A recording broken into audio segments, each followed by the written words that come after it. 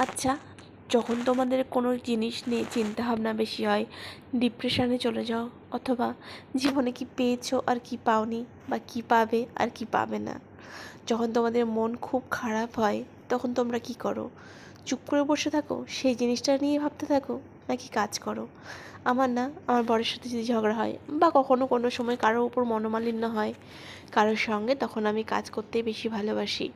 আসলে এটা আমার দেখা আমার মায়ের কাছ থেকেই।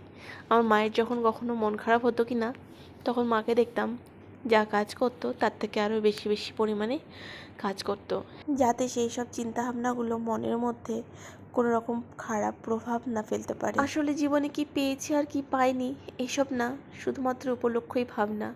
ভগবান যার জন্য যতটুকু আর যতটা লিখে রেখেছে, তার সাথে ঠিক ততটাই হবে। আচ্ছা, এবার বলো তো আমার দেশি মুরগির পাতলা পাতলা ঝোলটা কেমন হয়েছে দেখতে?